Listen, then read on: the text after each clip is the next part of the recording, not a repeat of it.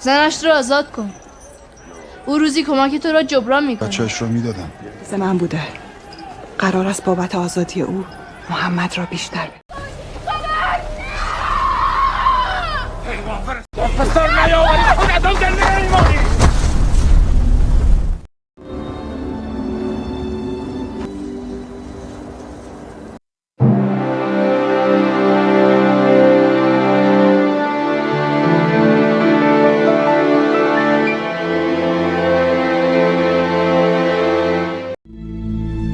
Assalamualaikum warahmatullahi wabarakatuh. Sepeninggal Abdul Muthalib, Nabi Muhammad sesuai wasiat sang kakek berada dalam asuhan pamannya Abu Thalib. Kini Nabi Muhammad kecil mulai bekerja sebagai penggembala kambing. Ketika tengah menggiring kawanan kambing yang digembalakannya, Rasulullah melewati pasar budak yang ramai penuh sesak. Suami Suwaibah merasa tidak tega saat mengetahui istrinya ikut ditawarkan di pasar budak tersebut. Maka dia pun mengiba pada Abu Lahab untuk tidak melepas istrinya di pasar budak. Namun Abu Lahab bersikukuh hanya mau melepaskan Suwaibah jika dia sanggup menebusnya dengan jumlah uang berlipat.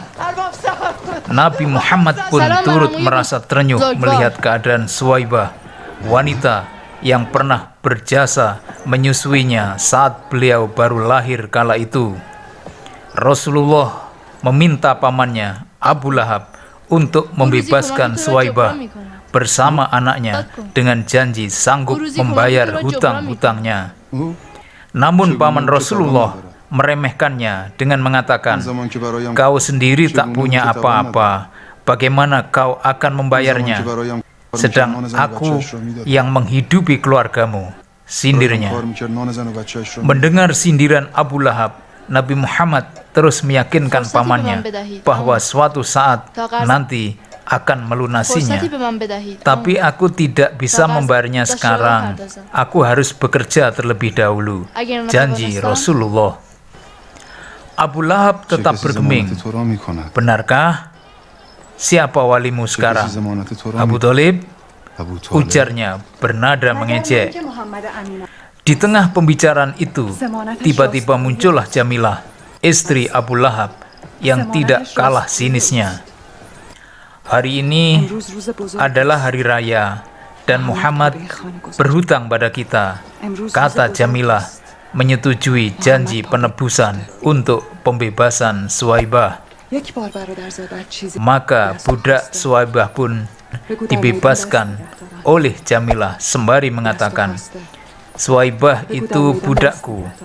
Aku memang sengaja menyiksanya karena dulu pernah menyusui Muhammad ini, dan kini dia merasakan akibatnya," ujar Jamilah dengan ketus di hadapan Rasulullah. Dengan mengikuti kemauan istrinya, Abu Lahab akhirnya ikut menyetujui pembebasan Suwaibah dengan perjanjian Nabi Muhammad menanggung hutang-hutangnya. Pada suatu hari, di saat Rasulullah tengah asik menggembala kambing sendirian, terdengar suara seorang wanita berteriak histeris terlibat percekcokan dengan suaminya. Ternyata ada seorang istri tengah menuntut suaminya agar tidak mengubur hidup-hidup anak perempuan yang dilahirkannya. Sementara si istri terus merengek, suaminya tetap nekat akan mengubur putrinya sesuai dengan kebiasaan jahiliyah dan agar kelak tidak menjadi budak. Suaminya yang menganggap anak perempuan sebagai aib dan tak berguna terus menjauhkan istrinya dari lubang pemakaman. Dan pada puncak kemarahannya, sang suami mendorong istrinya sekeras-kerasnya hingga jatuh pingsan. Di saat sang suami duduk dilanda kebingungan, Nabi Muhammad mendekati lubang pemakaman. Diangkatnya anak perempuan yang malang itu dari lubang dan digendongnya dengan penuh kasih sayang. Ayahnya yang berperawakan tinggi besar perlahan mendekati Nabi Muhammad dengan penasaran, berucap, "Siapa kau?" Sambil membalikkan badan, Nabi Muhammad berkata, "Bukankah ini putrimu? Sudah berapa banyak seorang bapak sepertimu?" Mendengar itu, sang ayah tiba-tiba mulai dihinggapi rasa bersalah. "Bukankah mata indah anak ini sama seperti milikmu? Insya Allah, anak ini akan berumur panjang, dan matanya mirip denganmu, serta anak-anaknya kelak juga seperti punyamu. Betapa bahagianya engkau jika putrimu kelak mempunyai anak-anak sepertimu. Anak perempuan adalah rahmat."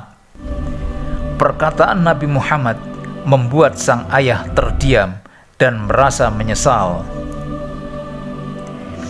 Kali ini, sang ayah mau menerima kembali putrinya tanpa mengucapkan sepatah kata pun. Namun, baru saja dia menimangnya, tiba-tiba istrinya yang siuman langsung merebutnya dari tangannya dan membawanya pergi menjauh. Dibiarkannya istrinya membawa putrinya, sementara dia masih terenganga keheranan. Matanya seolah tak mau berkedip menatap siapa sesungguhnya yang baru saja menyadarkan dirinya.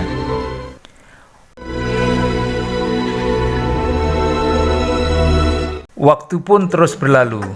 Abu Thalib yang kala itu sedang dalam perjalanan bersama kafilah untuk berdagang, menyempatkan diri menemui Abu Lahab guna memberikan sejumlah uang tebusan titipan Nabi Muhammad. Abu Lahab merasa heran tiada alang kepalang. Nabi Muhammad keponakannya sudah bisa melunasi hutang-hutangnya sebagai tebusan pembebasan budaknya Suwaibah seperti yang telah dijanjikannya. Tidak hanya Abu Lahab, Jamilah istrinya juga tidak menyangka Nabi Muhammad bisa menepati janjinya secepat itu. Bahkan mereka kini mengetahui Nabi Muhammad sudah ikut bergabung dengan kafilah besar yang pergi berdagang ke tempat yang jauh.